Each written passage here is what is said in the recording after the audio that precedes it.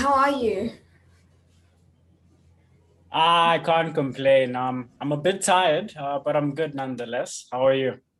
I'm doing great. I'm quite excited for this conversation, especially because you're doing so much and you recently graduated. So I'm quite keen on what's yet to unfold. But before I ask you all the questions, could you please introduce yourself on who you are, your background, and what do you do? Okay, sure thing. My name is Sifiso Mkhize, and first thing about me is I'm an impactful leader of the world who is inspiring society forward into better era through education. So that's what I base every single action of mine on, and that's essentially my main driving factor. That's what led me into entrepreneurship, and that's what led me through my degree as well. I really just want to make a big impact on the world and a very positive one as well for future generations. Currently, I have finished my degree and I'm fully focused on my businesses, both smart storage and LearnSmart education. So, what inspired you to actually start those businesses? Do you mind if I go one by one, one business at a time? Sure thing. We can do that. Perfect. So with smart storage, that was the first one that I started. In my experience in RMC, the Res Management Committee, I also served chairperson of the Res Management Committee. There was a need for storage. Students paid exorbitant prices to transport their stuff home or to store them, in the storage across the road there. But it was too expensive, and I just really felt the need to just help people. I have this passion of helping people. So that's where it all stemmed from. Started it with a very good friend of mine, Shaga Mangeni. He's a very intelligent man, and he's really a big part of the success of the company as well. And yeah, we managed to help around 130 students over the holiday. We stored their stuff for them, and we safely gave it back to them as well. There were no breakages as well. And then with LearnSmart education, it was a lot bigger than smart storage. LearnSmart it's a global thing, this one, Yeah. There is a crisis with regards to education. And I really just want to address a lot of issues our country has, our continent has, and the world has through education, because education is one of the strongest vehicles in this world. At LearnSmart Education, we seek to inspire society forward into a better era, same as my personal vision statement. But we want to do this through empowering and inspiring students to reach their full potential and just have a massive impact on the world.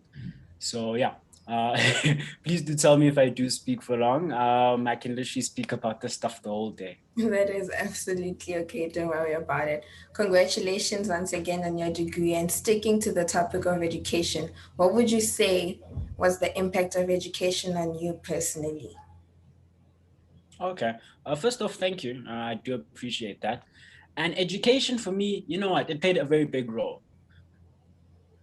I'm first of all very grateful for the high school and primary education that I was in. I was very fortunate to be in a private school, Crawford, Pretoria, thanks to the hard work of my parents. My parents really just sacrificed a lot for me to attend a very, very, very good school, really good foundation for me to build on and, succeed in university and also just in life in general. So education, that's why I'm in the field of education. I really feel it's the most important vehicle for change in this world.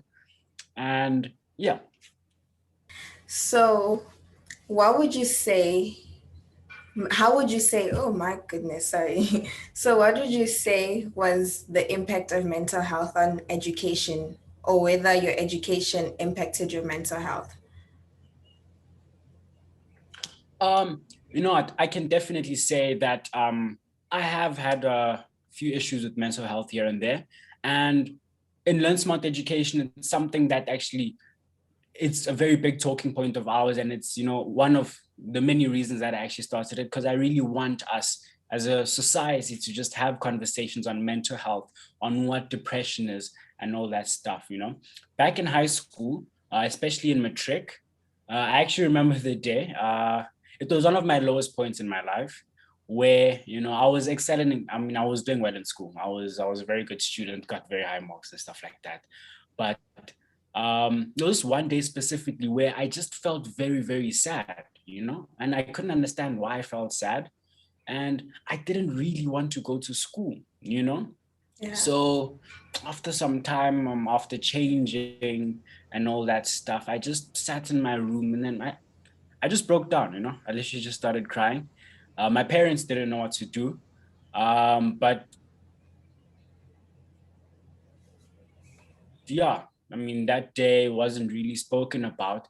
And that's the main issue that I have with mental health. We don't speak about it. So even during university really took a toll on me as well.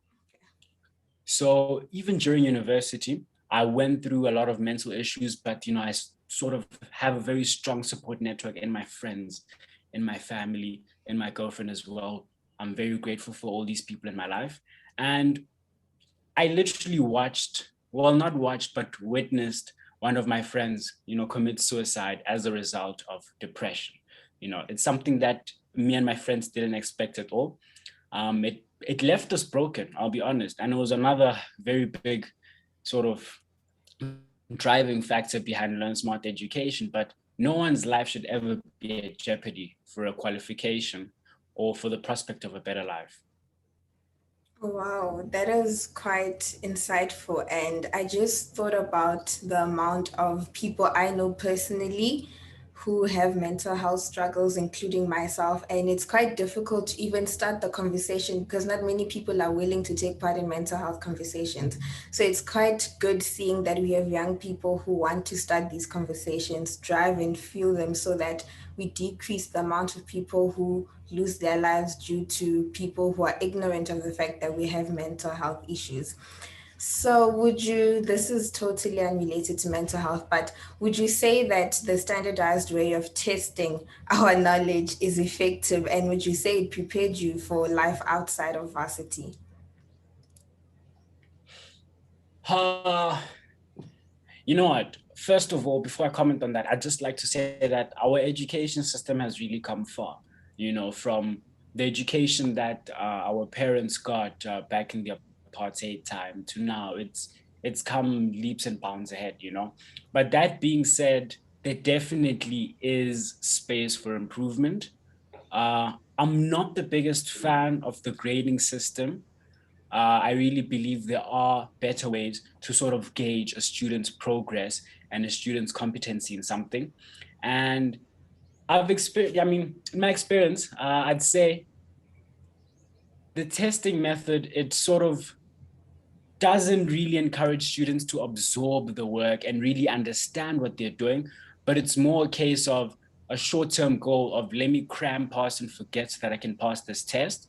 And after this test is done, I'm done as well. Then I move on to the next thing. I'm a victim of the same thing. I literally did the same thing in my degree as well. But that's not what education is. At LearnSmart, we really believe that education is absorbing information because you want to, not because you have to. So yeah, those are my thoughts on the education system. So, with regards to absorbing information, would you say that education can be limited only to academic institutions, or is it something we can get from anywhere? Not at all, not at all. A very big belief we have in LearnSmart is every single person in the world is a student. You never stop learning. This thing of classifying a student as being someone in high school and university, completely wrong. We learn throughout our lives, even after the age of 60, 70, 80. There's no point in your life where you know every single thing. So that's the first misconception, and that's where a lot of people go wrong in defining a student. And it's really about lifelong learning. There's so many means of absorbing information. There's so many places where you can get information. But so often our young people use the media um, as a form of entertainment. And there's really nothing wrong with that. But the media, there's so much more you can do with the media. There's so much you can extract and get from the media. I partake in a lot of, courses, free courses on LinkedIn, free courses wherever I can find them. I use YouTube, search up on your Steve Jobs, your all the successful people, your Bill Gates, just to understand their journey as well, because I never want to stop learning. That's what life is about. It's continuous learning, I believe. So, with all this learning, and earlier on, you also mentioned that you have a family, you have friends, you have a partner, and there's so much going on in your life, including the businesses that you have. How do you manage to balance your academic, your professional, as well as your personal life? You know what? I'll credit most of that to the books that I've read. There's this book that really comes to mind. It's The 7 Habits of Highly Effective People by Stephen Covey. And it really speaks about perspective. It speaks about how you see life, and it speaks about what you prioritize in your life. And obviously the stuff you prioritize, you have to make time for. You know, it's not necessarily that we don't have time, it's just that we don't make time. So yeah, I mean, I really credit a lot of the knowledge that I got and a lot of the sort of strength that I have through the books that I read. And it really just goes back to my why in life, you know, why I'm on this earth, you know, my greater purpose, which is actually to make the world a better place and to inspire people. And through that, you know, it really just drives me to engage in all these different, you know, aspects of my life, be it education, be it my family and friends who I really hold as being, you know, the highest in my life. And of course, every single other, activity, I really try to streamline everything towards that greater purpose I have. So, with regards to your greater purpose, how do you manage to keep yourself going, especially because you're still so young? How do you manage to keep yourself going regardless of what other people may say and the obstacles that come with being new in whatever you're partaking in? You know, I'll tell you now, uh, smart storage, learn smart. It's been hard. It's been hard, you know. Literally, as you see me here, I've slept about 2 hours tonight. We spent the whole night and the morning up to like 6 in the morning, you know, finishing up the website, adding new pages and all that stuff.